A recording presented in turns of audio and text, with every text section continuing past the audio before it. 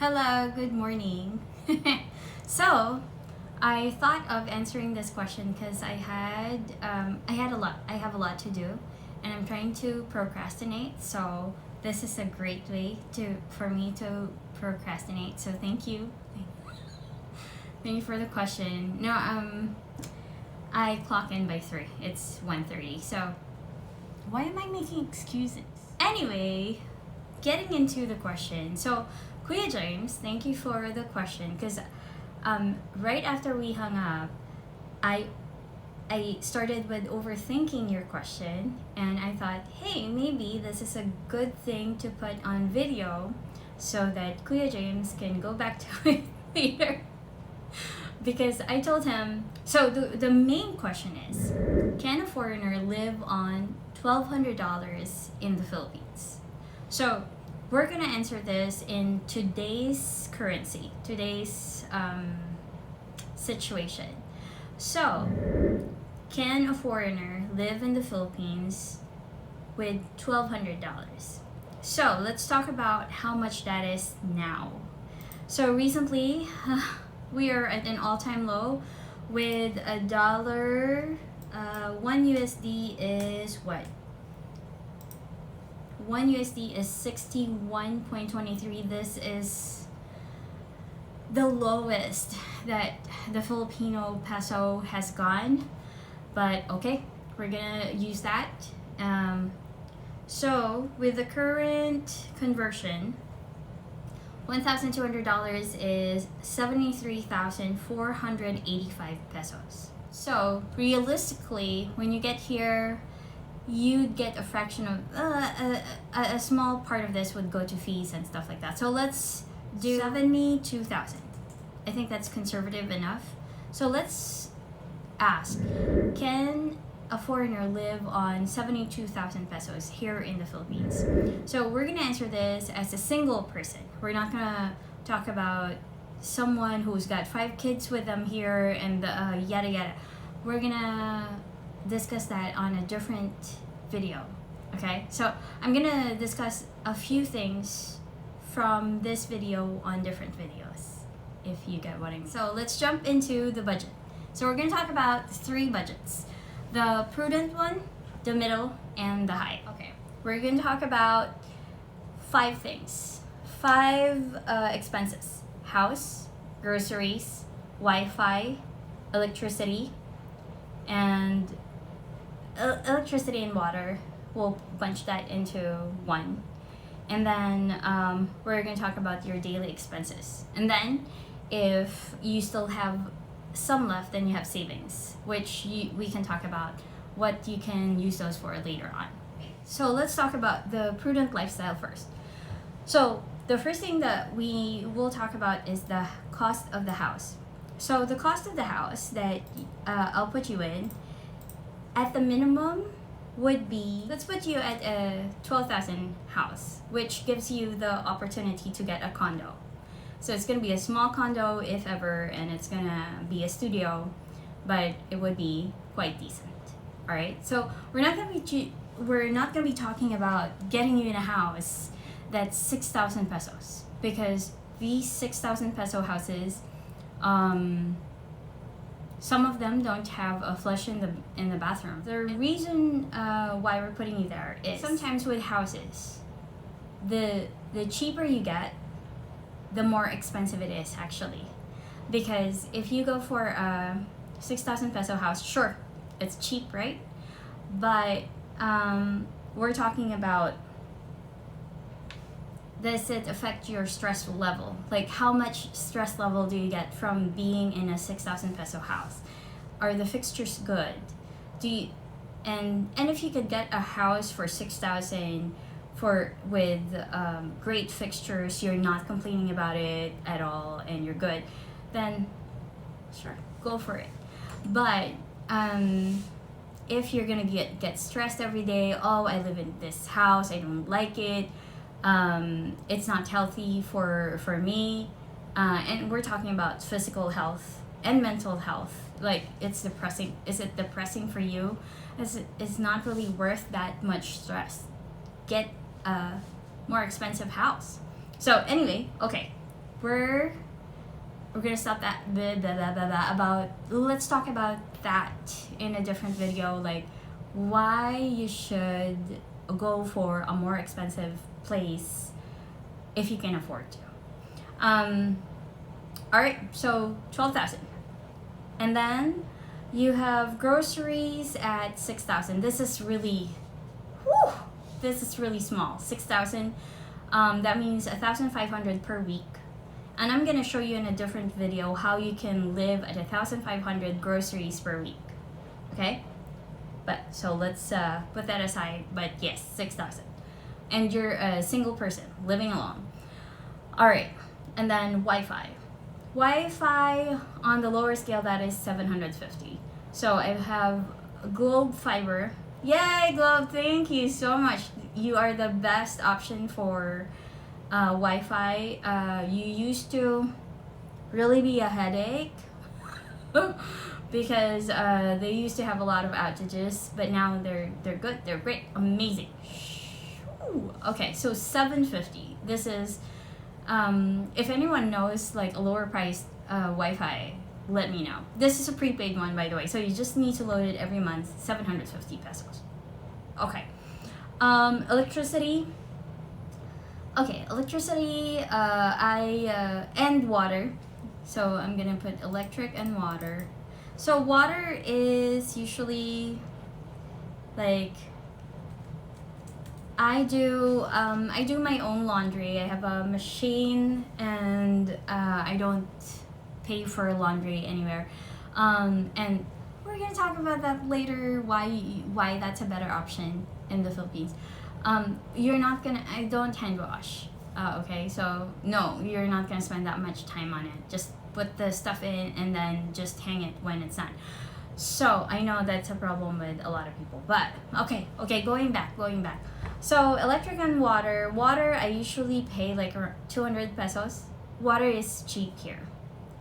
In the Philippines, water is cheap. Like 200 pesos is less than, so it's about $3. 6, 12, 18, yes. So it's about $3. Electricity is a different thing though. Electricity is higher here. We are second to New York for the highest cost of electricity. I don't know.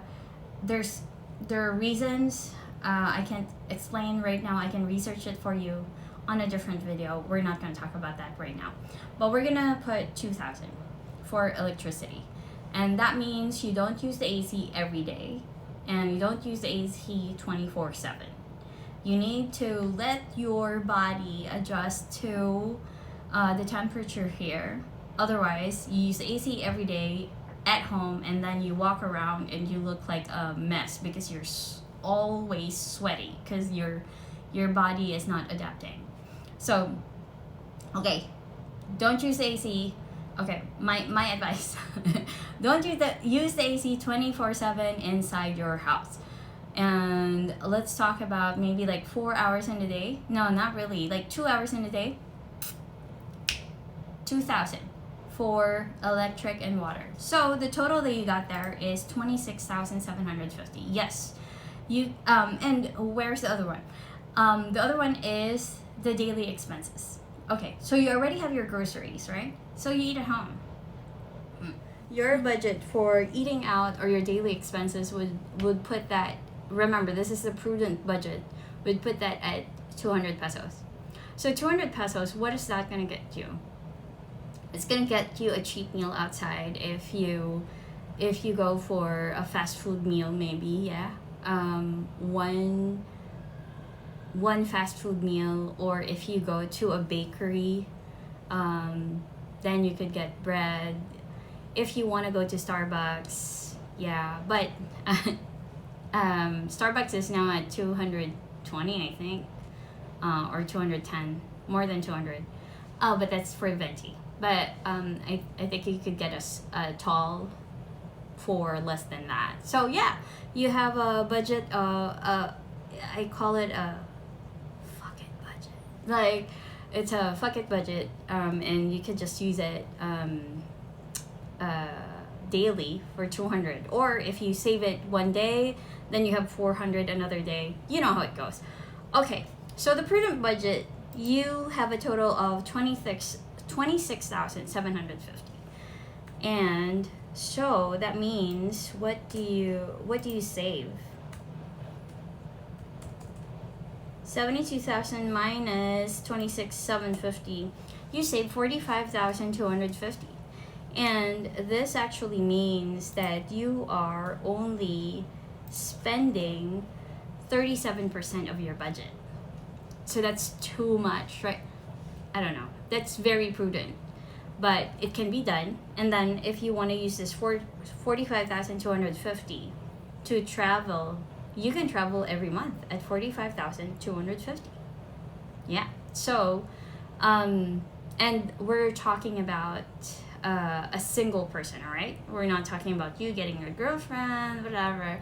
Yeah, you can date like 45,000 of savings. You can date. You can even date every day. Okay. So let's talk about. That's too prudent. I have 72,000, so why don't I use it? Sure, you can use it. So let's talk about the higher end of it first. And we're talking about spending everything. So not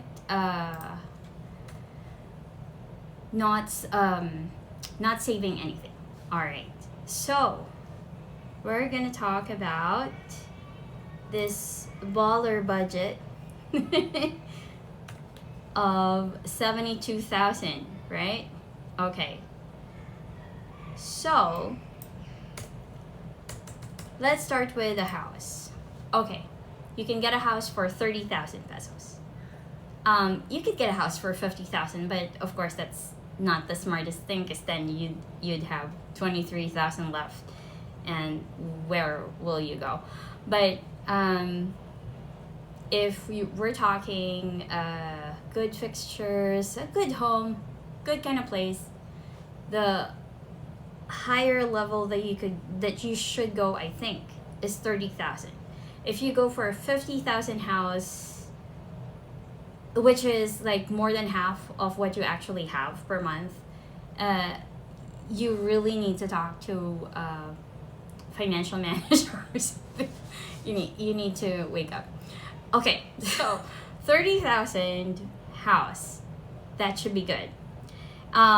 Groceries, we're gonna put you higher at double the prudent lifestyle, 12,000. So if you were talking about 12,000 groceries, we're gonna talk about, okay, you want to buy steak maybe once in a while. You want to buy expensive stuff. You want to buy junk food. I don't suggest, but it's a thing, you know. You want to buy cake every week. You want to, it's a good budget for if you want to buy a lot of stuff in the grocery, and hopefully you consume it. Hopefully, or not hopefully, if you're buying a lot of sugar, then hopefully not. I don't know, but we're gonna put it at 12,000. All right, and then Wi-Fi. So Wi-Fi can go as high as 2,500 here, or 3,000. I think there are those providers that would charge you that. I don't suggest it, of course. If you are still able to get the 750 Wi-Fi, then there's really no point getting the higher one if you're not a gamer. Because the 750 Wi-Fi, it's 50 Mbps. It's gonna allow you to download and upload at a 50 Mbps speed. It's not I know you got 200 Mbps and stuff and higher in the US, but I just feel like it's not really necessary for you to have a higher speed, except if you're gaming, because 50 Mbps. And correct me if I'm wrong, because I could totally be wrong about it. I'm not such a tech person, so yeah, I just feel like 200 Mbps. It's fast, and I think it's excessively fast. You don't need it. Okay, so but enough of my commentary on Wi-Fi. But yeah, I'll put it at 2,500. It's the expensive Wi-Fi, just if you want it. And then electric and water, maybe you use the AC more, or you have more ACs in a 30,000 house. So you'd get maybe, this is actually the lower electric and water consumption still at 6,000, because some houses they would have 12,000. They would have, I don't know how you get that. For my studio, I get 2,000, and when I was in a 2-bedroom house with one AC, I was at 2,600. So I don't know how you get to 6,000 unless you have a really big house and you have multiple ACs running at the same time. So yeah, but we're gonna put that on the budget as 6,000. So the total for that alone is 50,500. Now you have 72,000, so we're gonna subtract that, and you still have 21,500. Now if you have 21,500 and you're not thinking about savings, let's see, 21,500 divided by 30. So every day you'd have about 700 pesos to fuck around with. Okay, so that would give you a total of 72,000 pesos. That's your ballast. that's your baller budget for 72,000. You have a 30,000 house.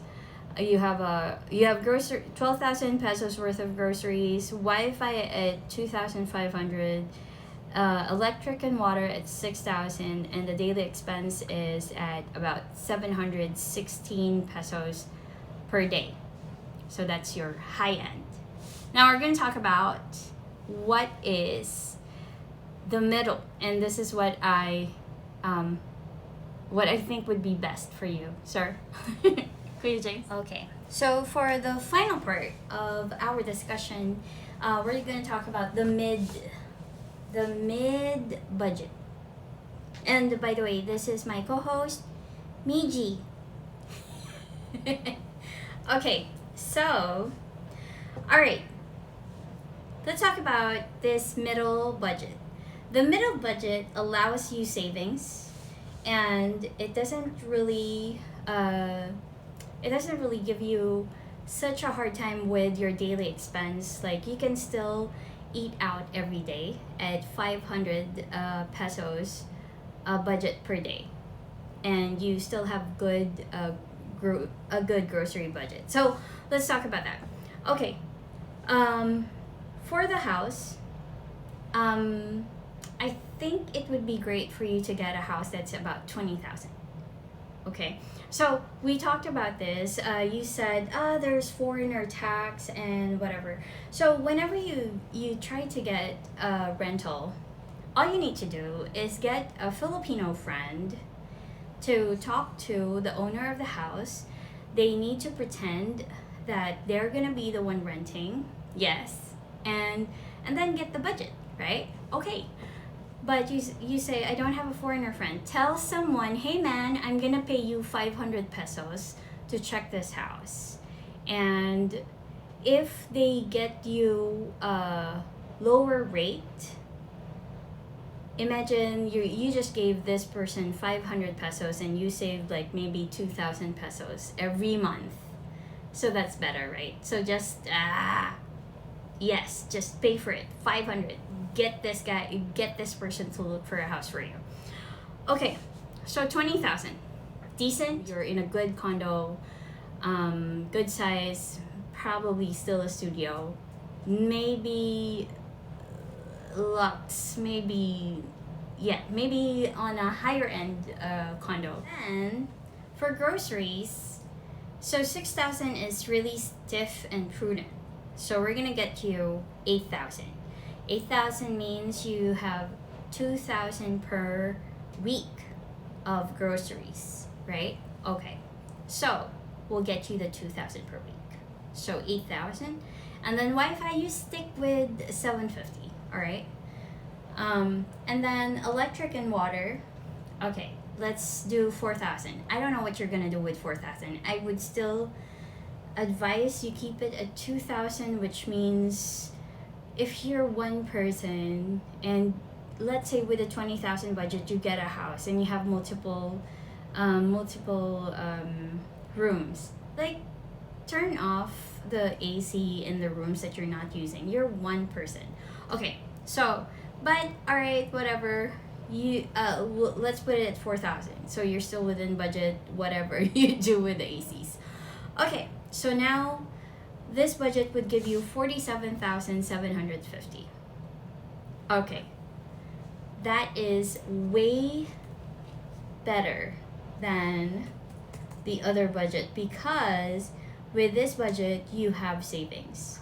So how much do you save? You save 24,250. And the budget of 24,250 is either you save it for a better trip or for a more extravagant trip, or you just use it and you can be traveling around the Philippines every month. Because let's say you go to one place, you could get to a different location here for what, 3,000 flight, so 6,000 back and forth. Am I saying it right?